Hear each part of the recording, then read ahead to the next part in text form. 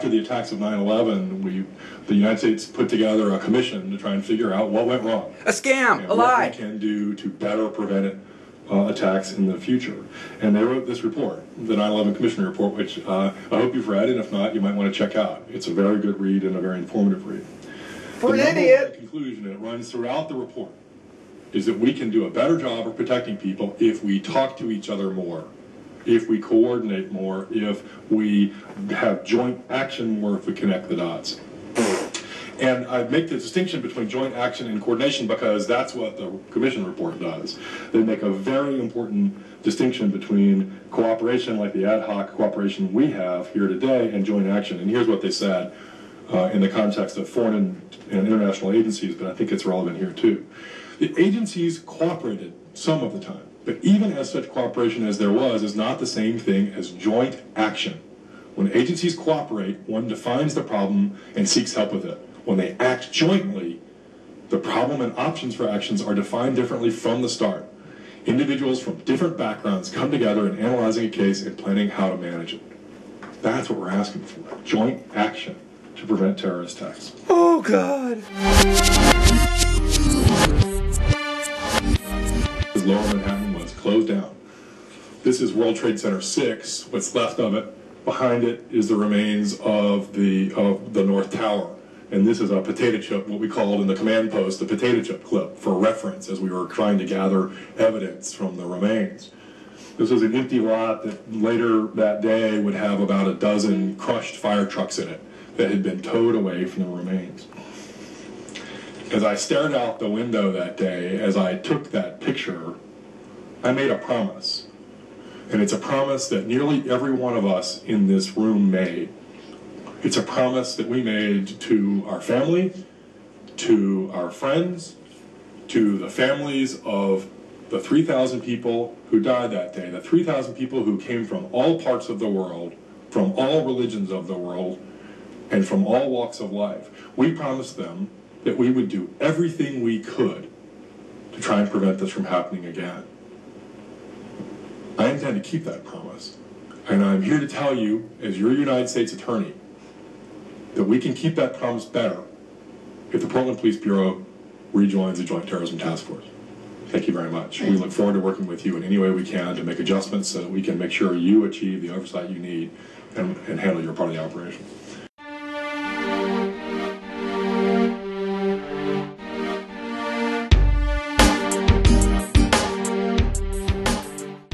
Involving specific areas of investigation between yourselves and Commissioner Saltzman on specific terrorist threats. But to be clear, in the 2005 resolution, you were a party to the negotiations that established the protocol that oftentimes is mischaracterized in the resolution as just simply the City of Portland withdrawing from the JTTF, but in fact, I've counted at least 16 specific protocol for dealing with specific threats of terrorism both ways, from the Portland Police Bureau to the FBI and from the FBI to Portland. Is that accurate? That you participated in these absolutely. And I do want to be clear. I mean, I think we do and we continue to support this resolution. We do continue to support the compromise approach. Do we not have some concerns? We do. But it is the appropriate approach to address most of our concerns and the community concerns and let your police bureau do the work as they would in any other kind of investigation that arises with the federal government. So just to be crystal clear on the point so that there's no misunderstanding, you agree that where there are specific terrorist threats to the City of Portland, that the FBI and the City of Portland Police should cooperate in that investigation? Absolutely, and it's actually a two-way street, so that if your police officers who maybe have better relationships, in fact, by not being in the Joint Terrorism Task Force, get that information from their community, they can also share that with the FBI. That's articulated specifically in here, the expectation. And relating back to the 2005 resolution, of the 16 criteria, 2 of them specifically say the following. I'm going to read each one independent to you. One is that the police chief shall remain the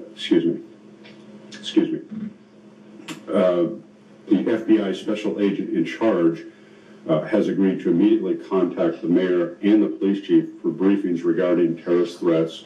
And the second related provision says the FBI has agreed to brief the mayor and the police chief regarding any such incidents or threats related to terrorism. What is your reaction to the fact that Mayor Adams, in fact, was not notified of this specific incident that occurred at Pioneer Courthouse Square until after 3 hours after the investigation was successfully concluded? Well, I will certainly let the FBI and others answer that more specifically. They'll get a chance to. I would be hopeful that it was simply a turnover of personnel, and maybe the fact that this resolution wasn't something that they had reviewed recently to understand the terms in the agreement, both in the resolution and formally at the discussions with Special Agent in Charge, I believe Jordan at the time. So just specifically without the resolution, there are cities, for instance, Tigard and Gresham, that have or it may be Beaverton or Tigard, but Gresham and Beaverton, I believe it is, have withdrawn from the JTTF because of budget concerns. They have no such criteria adopted in their jurisdictions to brief the mayor. What is your reaction generally to a civilian elected that's the head of the police department not being briefed? And in fact, as I understand it, in our case, the police chief was actually asked to sign a confidentiality agreement which specifically precluded him from briefing anyone, including the mayor, about the incident. What is your reaction generally to there being a policy within the FBI of not notifying the mayor of a city of a specific terrorist threat? I think it's unfortunate, would be an understatement, particularly in Portland, where the mayor is the commissioner in charge of the police bureau. It's a break in, one of the fundamental principles of our democracy, of our representative democracy, which is that civilian authorities are the ones who are ultimately responsible for making these kinds of calls. And I hope there's a good explanation for it. It is that same question, Commissioner Leonard, is one of the reasons why we welcomed this session this morning, because we're looking forward to hearing the answer. Did you want to? Okay. Thank you, and I yield the balance of my time. Great.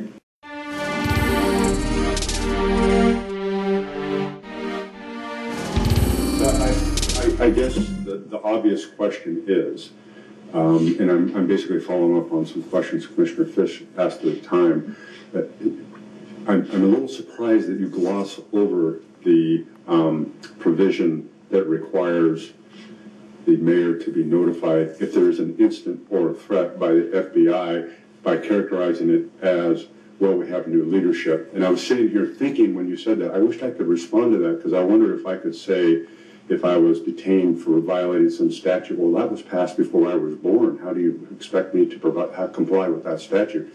We have a written agreement that, and maybe I'm being too detail-oriented here, that lays out a very specific protocol that was passed less than 6 years ago. And it is one of my major concerns in co-sponsoring the 2005 resolution with Mayor Potter, and it was he and I who co-sponsored it, was the lack of adequate civilian oversight. And you participated in the negotiations to establish that protocol. In the very first incident that occurred, after that happened, not only was the mayor not notified, the police chief was required to sign a confidentiality agreement specifically instructing Chief Reese not to tell the mayor.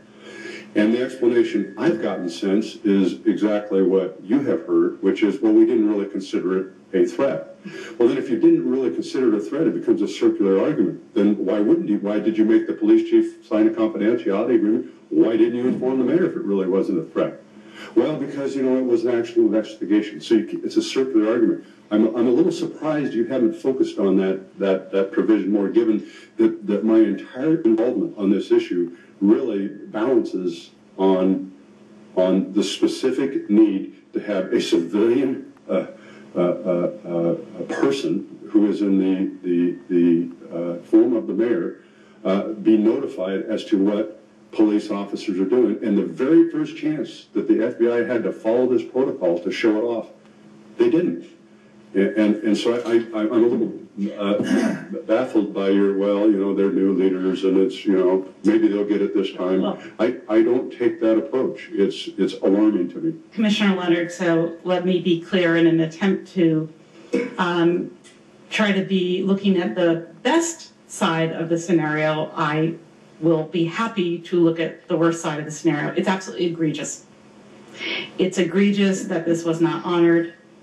It's egregious that the mayor was not informed. It's egregious that the chief of police was asked to sign a confidentiality agreement that prohibited him from informing the commissioner in charge of the police bureau of anything going on, regardless of the details.